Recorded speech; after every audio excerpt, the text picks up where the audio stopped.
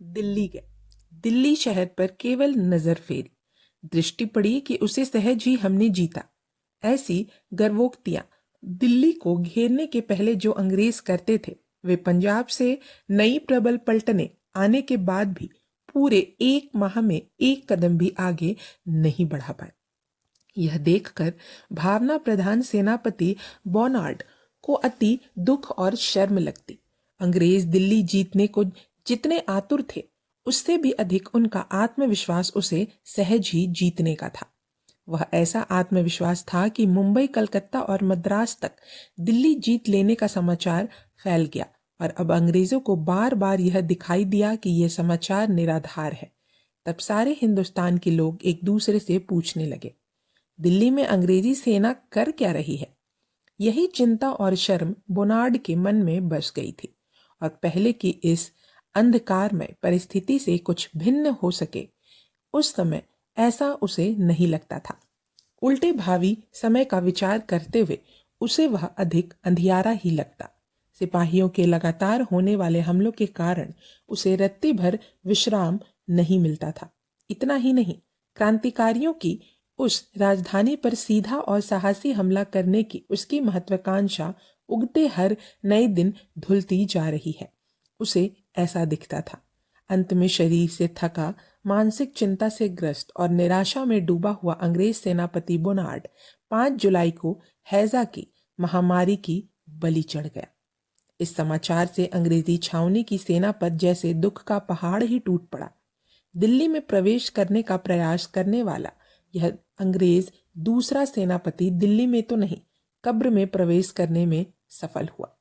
उसके बाद सेनापति रीड ने सेना के अधिकार सूत्र अपने हाथ लिए और वह अंग्रेजी सेना का तीसरा सेनापति हुआ।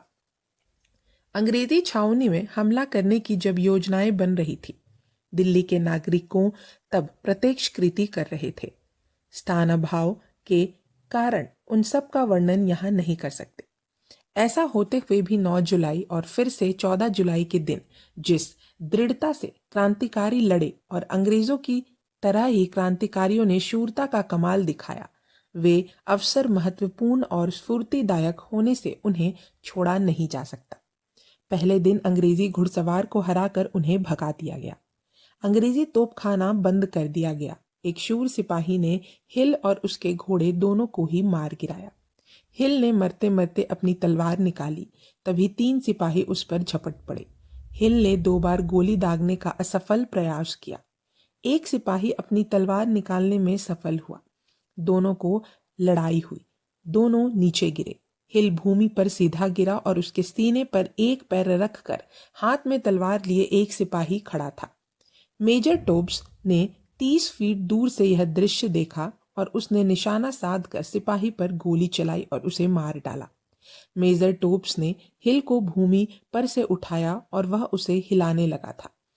उसी समय दूसरा सिपाही हिल की पिस्तौल हाथ में लेकर उस पर हमला करने चले आ रहा था।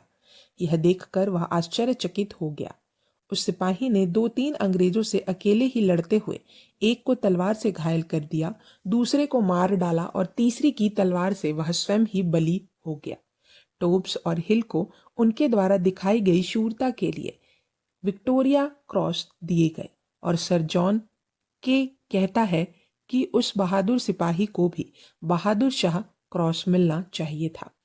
उस स्वतंत्रता संग्राम में शहीद हुए, हुतात्मा हुए कितने ही वीर बहादुर शाह चक्र प्रत्यक्ष मृत्यु देवता की ओर से मिलने का सौभाग्य उन्हें मिलता है, यह बात सत्य थी।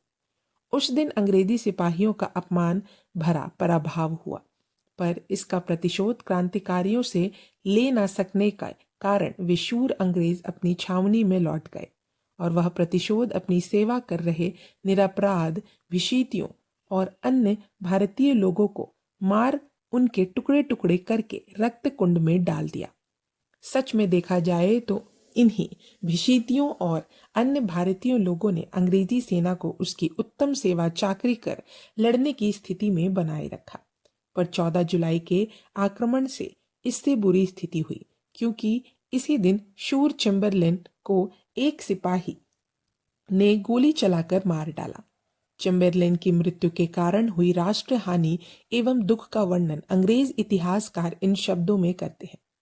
हमारे पक्ष का श्रेष्ठ योद्धा, कीर्ति से पहले और सम्मान में प्रथम, चैम्बरलेन का शव जिस हमारे शिविर में फिर से लाया गया, वह हमारे इतिहास का एक अति दुखदाई दिन था। इस तरह 15 जुलाई बीत गया। फिर भी दिल्ली के प्रसाद शिखर अपने मस्तकों पर सूर्य किरण से चमचमाता ध्वज, पताका, झंडियां खड़े कर विश्व को चिल्लाकर कह रहे थे। दिल्ली शहर दे रही थी, इसीलिए स्वयं रीड ने इस्तीफा दिया, अधिकार त्याग किया और हिमालय की टेकरियों में जाकर वहां रहने लगा। अंग्रेजी सेना का यह तीसरा सेनापति था। 2 को भूमि में गाड़ा गया और तीसरे ने अपना अधिकार छोड़कर अपने प्राण बचाए। इतना हुआ भी दिल्ली अजीत ही बनी रही। क्वार्टर मास्टर जनरल बेचर एवं ऑनट्यूट जनरल चैम्बरलेन अपने शिविर में ही पड़े मृत्यु के पल गिन रहे थे, तब भी दिल्ली जीत ना सके। इतना ही नहीं, क्रांतिकारियों की ओर से होने वाले निरंतर और त्रासदायक हमलों से कैसे बचा जाए, यह प्रश्न अंग्रेजों को सता रहा था, क्योंकि क्रांतिकारियों की संख्या इस समय 20,000 तक हो गई थी। क्रांतिकारियों द्वारा किए जाने वाले हमले में उनका काफी मनुष्य बल खर्च हो जाता था, फिर भी उसका अंग्रेजों को कोई लाभ नहीं होता।